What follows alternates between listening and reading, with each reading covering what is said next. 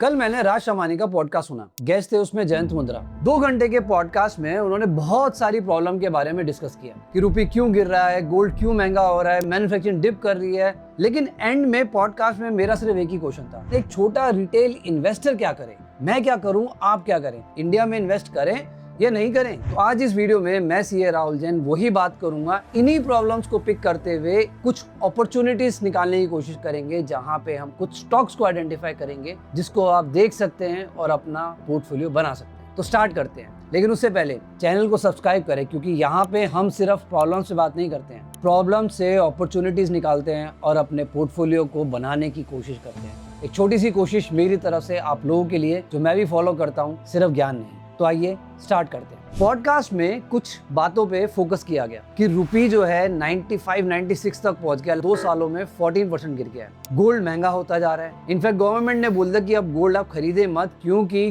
Gold की वजह से हमारा इंपोर्ट बढ़ रहा है और इंपोर्ट की वजह से इवेंचुअली हमारा रुपी गिर रहा है, हमारा मैन्युफैक्चरिंग में वो ग्रोथ नहीं हो रही है, राइट। ये सब देखते हुए एक इन्वेस्टर ये देख रहा है कि इन्वेस्टमेंट कहाँ करें। तो स्टार्ट करते हैं। तो सबसे पहले ये समझते हैं गोल्ड के बारे में। गवर्नमेंट ने ये बोला कि गोल्ड मत खरीदो, क्योंकि जयंत मुंद्रा ये कहते हैं कि गोल्ड की वजह से हमारा इंपोर्ट बढ़ रहा है। क्योंकि गोल्ड जब भी हम खरीदते हैं एज अ रिटेलर, गोल्ड खरीदते हैं तो गवर्नमेंट को इंपोर्ट करना पड़ता है और उसकी वैल्यूएशन डॉलर्स में होती है। तो यहाँ पे ध्यान दें कि बात हो रही है फिजिकल गोल्ड की, क्योंकि जब आप कोई फिजिकल गोल्ड खरीदते हैं तो उसको गवर्नमेंट को कहीं ना कहीं फॉरेन करेंसी डॉलर में खरीद के आपको देना पड़ता है। तो लेकिन इन्वेस्टर को जरूरी नहीं है फिजिकल गोल्ड में खरीदने की। फिजिकल गोल्ड तो खरीदना भी नहीं चाहिए, क्योंकि उसमें जीएसटी अलग लगता है, चार्जेस अलग लगते हैं, सिक्योरिटी डिपॉजिट अलग और रखने का झंझट अलग। अरे भाई, आप डिजिटल खरीदो ना, गोल्ड बीज में खरीदो, गोल्ड ईटीएफ में देखो, आपके पास जीरोधा है, ग्रो अकाउंट है, अभी जाओ सर्च करो गोल्ड बीज, आपको मिलेंगे बहुत सारे गोल्ड बीज, उनको कंपेयर करो। और मेरी पुरानी वीडियोस में भी है जहाँ पे मैंने गोल्ड बीज के बारे में डिस्कस किया है। गोल्ड बीज खरीदो, डिजिटल खरीदो, उसमें कोई जीएसटी नहीं है,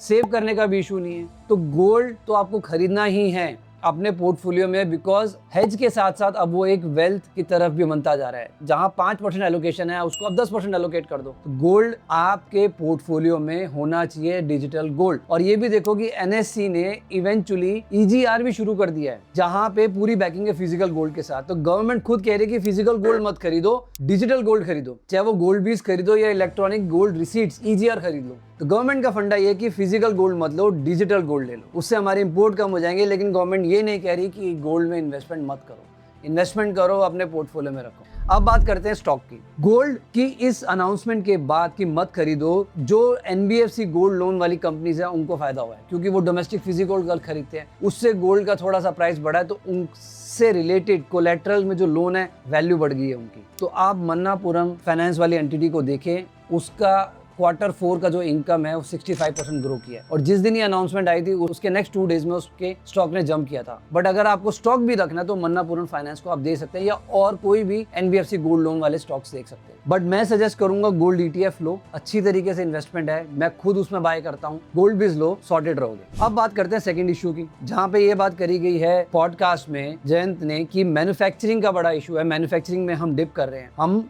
मोस्टली असेंबली की तरफ जा रहे हैं, बट एक कंप्लीट सप्लाई चेन नहीं है। तो मैं थोड़ा सा आपका ध्यान दिलाना चाहूंगा कि हम इतने भी बुरे नहीं है मैन्युफैक्चरिंग सेक्टर में।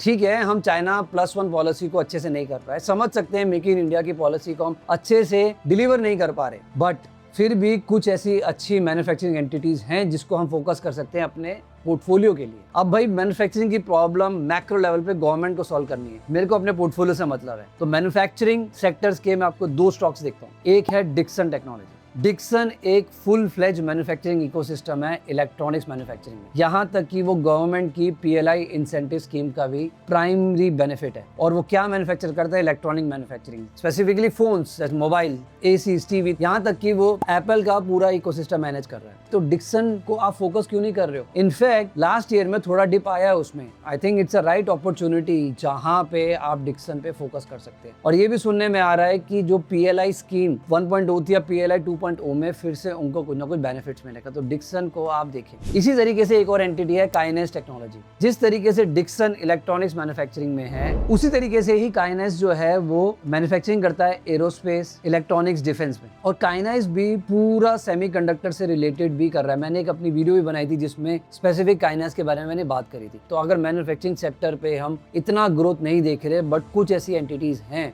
जो एक्चुअली में फुल इकोसिस्टम पे बात कर रही है, तो एक साइड आप डिक्सन को देख सकते हैं या काइनेस को। मेरा फोकस काइनेस टेक्नोलॉजीज पे है, जो आने वाले ईयर्स में एक अच्छी ग्रोथ आपको दे सकता है। More specifically they are focus on semiconductors. अब मैन्युफैक्चरिंग की बात चलिए तो डिफेंस सेक्टर को कैसे भूल सकते हैं, बिकॉज डिफेंस सेक्टर में तो हम कहीं ना कहीं अच्छी तरीके से ग्रोथ कर रहे हैं। मैन्युफैक्चरिंग है, यहाँ तक कि गवर्नमेंट ने अपना डिफेंस बजट को ऑलमोस्ट 15 to 20% इंक्रीज भी किया।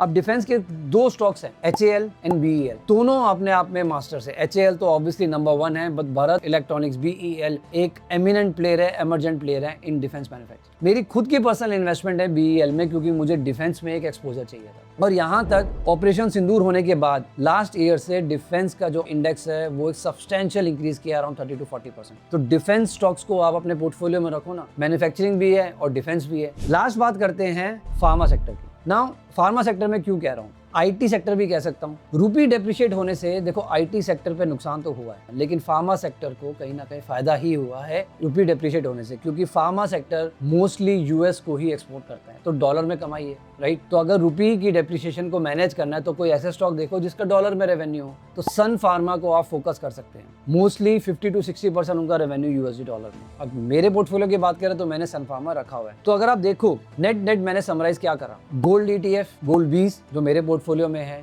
डिफेंस मैन्युफैक्चरिंग में BEL जो मेरे पोर्टफोलियो में है, काइनेस टेक्नोलॉजी सेमीकंडक्टर जो मेरे पोर्टफोलियो में है, and the last is Sun Pharma जो मेरे पोर्टफोलियो में है। तो प्रॉब्लम्स हैं हमारे कंट्री में, बट यस अपॉर्चुनिटीज हैं हम जैसे छोटे रिटेलर्स के लिए भी अच्छे स्टॉक्स को आइडेंटिफाई करके उस पर अपने रिस्क के हिसाब से, अपनी पॉलिसी के हिसाब से इन्वेस्ट करना। हाँ, हो सकता है कि कोई पोर्टफोलियो के स्टॉक्स में आपका नहीं काम कर रहा वो स्टॉक, तो रीबैलेंसिंग भी देखनी है, रिव्यू भी करनी है। तो आई एम श्योर मैंने अपना आपको एक पर्सपेक्टिव दिया है। इन्वेस्ट करते रहिए, इंडिया में इन्वेस्ट करिए। ओवरसीज अगर आपको इन्वेस्ट करना है तो let me know in the comment section में। आपको ओवरसीज से रिलेटेड भी कुछ स्ट्रेटेजीज बता सकता हूँ जहाँ पे आप ओवरसीज में भी कुछ एक्सपोजर रखें, लेकिन सारा नहीं। आप इंडिया में बैठे हो, इंडिया में भी तो इन्वेस्ट करो। इंडिया की स्टोरी इतनी बुरी नहीं है। तो आज ही आप ये वीडियो उनको शेयर करें जिन्होंने राज शमानी का पॉडकास्ट देखा और क्वेश्चन ये पूछ रहे हैं कि आप क्या करें। मेरा एक चैनल भी है जो आप इजीली व्हाट्सएप चैनल पे सर्च करेंगे CA राहुल जी जैन से, तो आपको व्हाट्सएप चैनल मिलेगा जहाँ मैं रियल टाइम आपको अपडेट्स देता हूँ। और मुझे बताइए कि आपको ये वीडियो कैसी लगी।